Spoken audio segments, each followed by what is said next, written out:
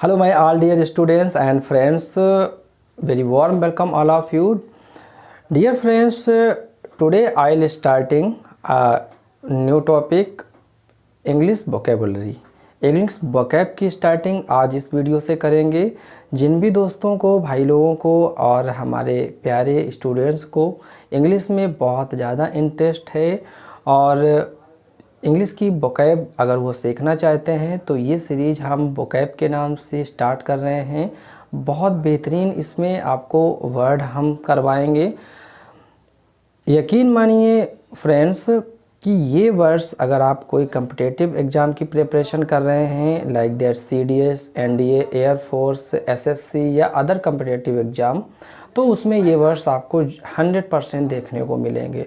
और इसके साथ साथ जो हमारे और भी भाई हैं जिनको इंग्लिश न्यूज़पेपर पढ़ना बहुत पसंद है और जिनको इंग्लिश से बहुत ज़्यादा लगाव है, उनको भी ये वीडियो बहुत ही हेल्पफुल होने वाला है। ये वोकैब जो हैं, ये जो हम करवाएंगे वर्ड्स, ये उनके इंग्लिश के न्यूज़पेपर में जो प्रॉब्लम फेस करनी पड़ती है उसको काफ़ी हद तक कम करने का प्रयास करेंगे, क्योंकि ये वर्ड आपको कहीं ना कहीं न्यूज़पेपर में पर डे मिलने वाले हैं। आपको क्या करना है, आपको एक रजिस्टर पे बेटा सारे वर्ड्स को राइट करना है। जैसे हम समझाते हैं उस तरीके से आपको समझना है। और अगर वीडियो पसंद आए तो वीडियो को लाइक करना है और अपने फ्रेंड्स के बीच में शेयर करना है ज़्यादा से ज़्यादा। तो चलिए स्टार्ट करते हैं आज की वोकैब की अपनी क्लास को। सो डियर स्टूडेंट्स, आज का हमारा पहला जो वर्ड है वो है बचना। कौन सा वर्ड है? बचना। अब ये बचना किस किस सेंस में आ सकता है तो अभी आप देखेंगे। तो अगर हम पहले वर्ड की बात करें, एब्स्टेन। एब्स्टेन, ये जो एब्स्टेन होता है ये अल्कोहल या फिर बैड कंपनी, बुरी संगत। अगर जैसे आप ड्रिंक करते हैं तो अल्कोहल या किसी बुरी संगत से बचने के लिए क्या आएगा? एब्स्टेन। ओके। फिर सेकेंड है इसी में रिफ्रेन। रिफ्रेन मीन्स भी बचना होता है, लेकिन ये किस में आएगा? Saying something. सेइंग समथिंग, ये शॉर्ट फॉर्म है समथिंग का। कुछ कहने से बचना। कहीं पे बहुत सारी बातें लोग कर रहे हैं, वहां पे आप चुप ही खड़े हैं, कुछ कहने से बचना, तो रिफ्रेन आएगा। अब आप काम से जी चुराते हैं, काम से बचते हैं, तो उसके लिए आएगा श्रिंक। SHIRK, सिक या साई अबे। साई अबे, ये है वर्क, काम से बचना। फिर उसके बाद टैक्स से बहुत सारे लोग बचते हैं, टैक्स देने से बचते हैं, उसके लिए आता है इवेड। ये होता है टैक्स से बचना। फिर आता है पुलिस से बचना, एब्सकॉन्ड। ओके, या एल्यूड।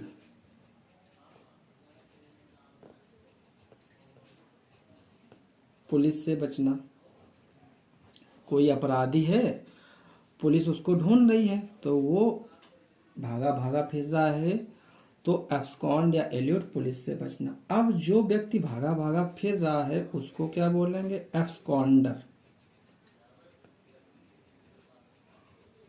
या इसी का एक बहुत अच्छा सा वर्ड आता है फ्यूजिटिव। इसको हम बोलते हैं भगौड़ा। जैसे विजय माल्या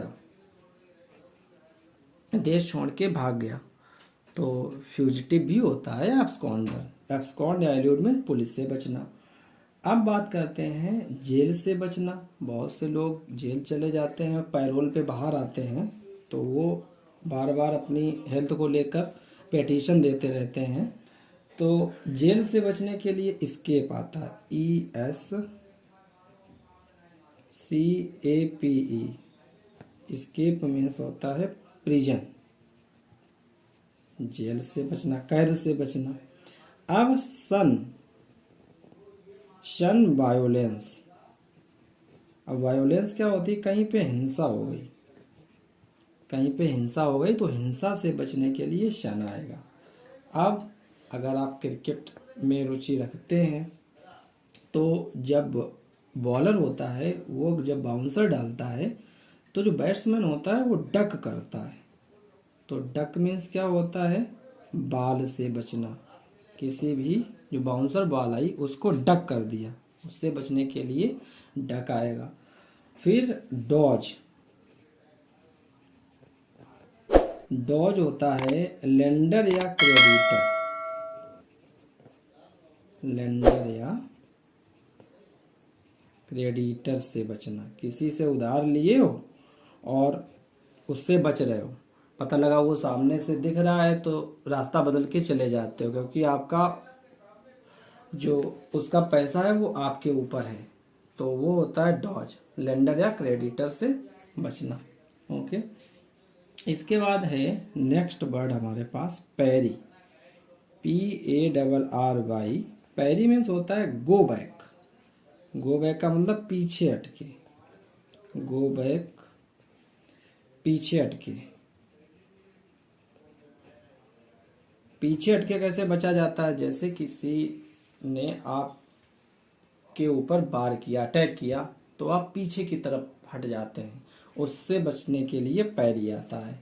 अब किसी ने आपके ऊपर अटैक किया लेकिन आपने आगे बढ़कर उस अपना बचाव किया, तो दूसरी तरफ डाइवर्ट करके जो बचते हैं वो होता है वार्ड ऑफ। Ward of. ये सारे के सारे वर्ड बेटा, सारे के सारे वर्ड जितने भी हैं सब बचने के हैं। ये होता है दूसरी तरफ डाइवर्ट करके बचना।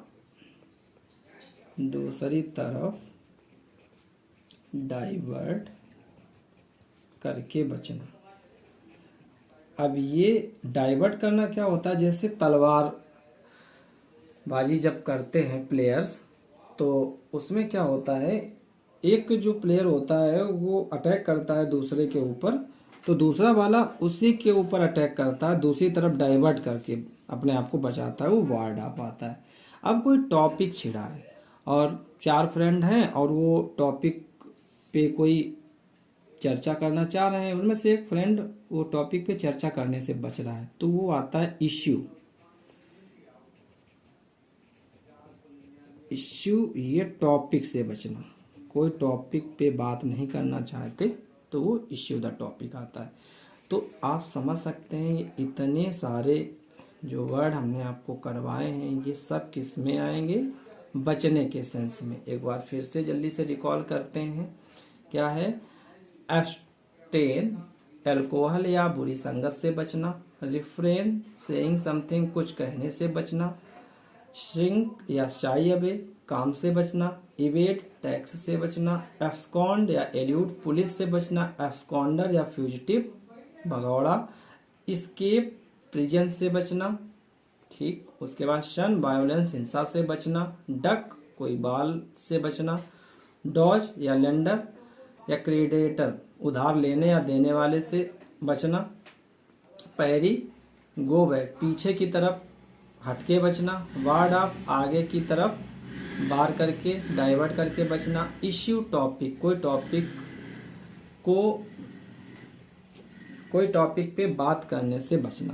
ओके, आई होप आपको ये वर्ड सारे समझ में आए होंगे। अब दूसरे जो हमारा वर्ड है वो है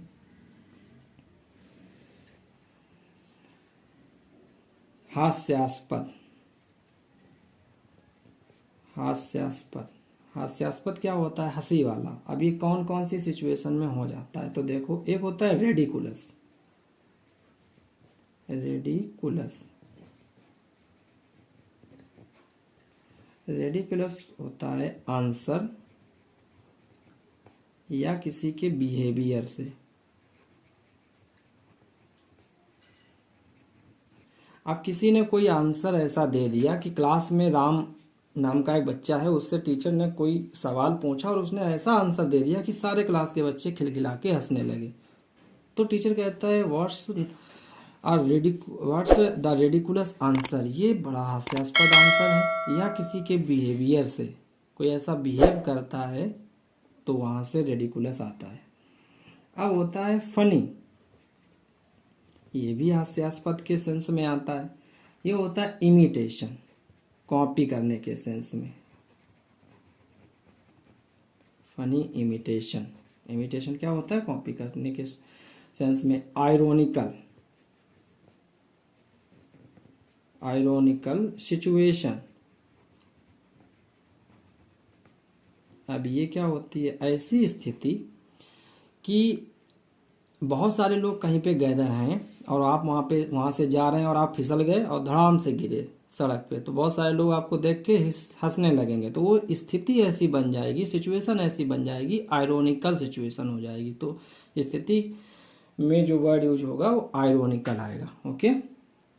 फिर आपकी ऐसी ड्रेस है कि आपकी ड्रेस को देखकर लोग हंस रहे हैं, जो हास्यास्पद बन गई है, तो वो ल्यूडिक्रस होता है। ल्यूडिक्रस,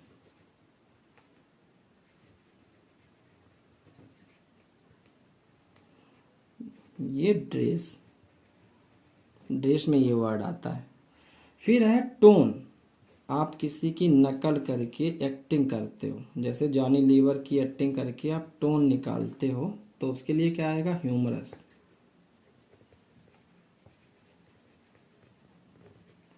तो ये सारे के सारे आपके जो वर्ड हैं ये हास्यास्पद से रिलेट करते हैं।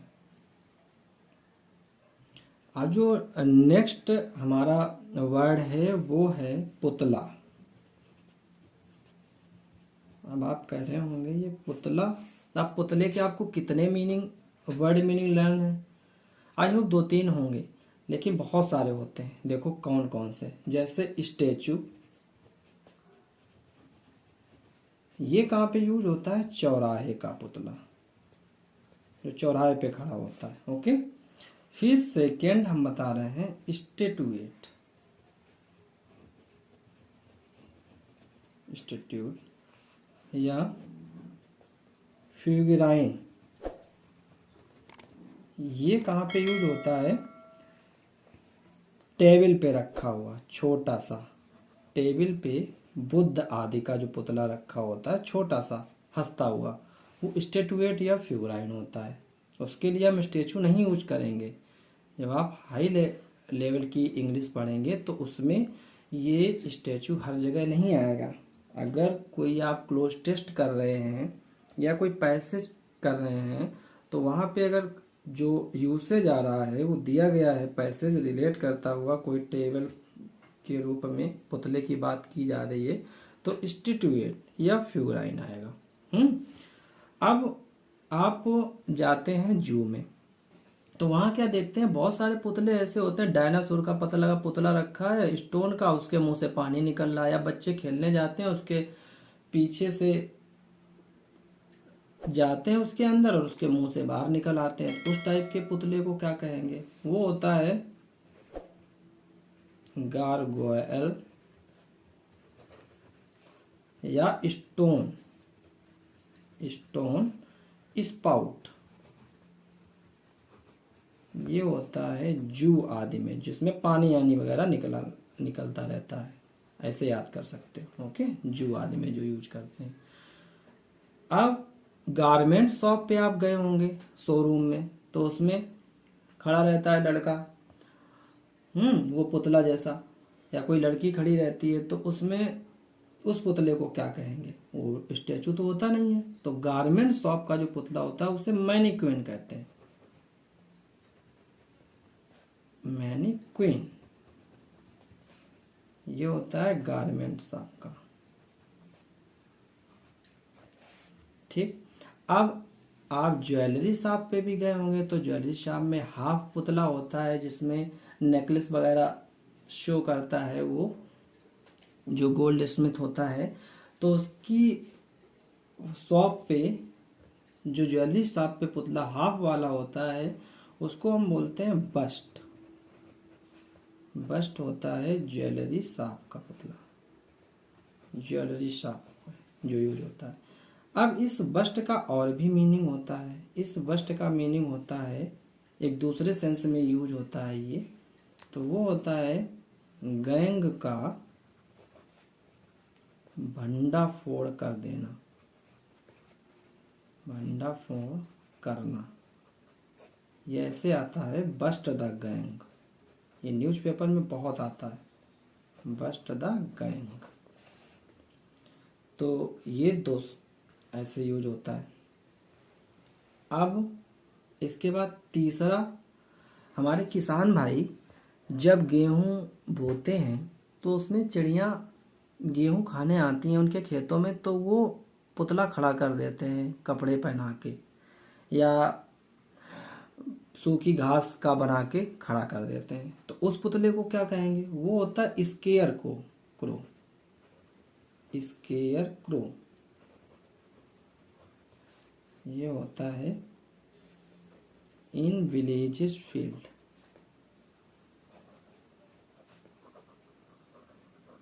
ये हम इस वजह से लिख रहे हैं जिससे आप ये थोड़ा याद करते रहें कि जू में यूज होता है, गारमेंट शॉप में यूज होता है, ज्वेलरी शॉप में यूज होता है, इन विलेजेस फील्ड में यूज होता है, स्केयर करो। उसके बाद अब रावण वाला पुतला तो छूट ही गया है, उसको क्या कहेंगे? तो रावण जो जलाया जाता है दशहरा को, वो होता है इफिजी। ये तो 110% आपको जब दशहरा हो तब न्यूज़पेपर आप कोई भी पढ़ना, उसमें ये वर्ड जरूर मिलेगा, इफिजी। क्योंकि रावण जलाया जाता है तो पुतला तो बनेगा ही, तो ये जलाया जाने वाला पुतला होता है। तो इतने सारे पुतले आपने पढ़े, एक बार फिर पढ़ेंगे। स्टेचू होता है चौराहे का पुतला, स्टेटुएट या फिगुराइन टेबल पे रखा हुआ बुद्धा आदि का पुतला, गार्गोयल या स्टोन स्पाउट जूस से जिन पुतलों से पानी वगैरह निकलता है वो पुतला, मैनीक्विन गारमेंट शॉप का पुतला, बस्ट ज्वेलरी शॉप का हाफ पुतला, और बस्ट द गैंग होता है गैंग का भंडा फोड़ कर देना। उसके बाद स्केयर क्रो जो होता है वो विलेज में यूज होता है, खेतों में, और इफिजी जो होता है वो जलाया जाने वाला पुतला है। सो डियर स्टूडेंट्स, आज की क्लास में हमने काफ़ी सारे वर्ड्स को सीखा। इसकी नेक्स्ट क्लास में इसको आगे बढ़ाते हुए और मीनिंग पे बात करेंगे और वर्ड को सीखेंगे। आपको करना ये है, इनको अपनी कॉपी पे अच्छे से राइट कर लेना है और इनको याद कर लेना है। अगर वीडियो पसंद आया हो तो वीडियो को लाइक कर दें और इसको शेयर जरूर कर दें अपने फ्रेंड्स के बीच में। ओके, मिलते हैं जल्दी से ही फिर नेक्स्ट वीडियो में। तब तक अपना ख्याल रखिए, पढ़ते रहिए। बाय।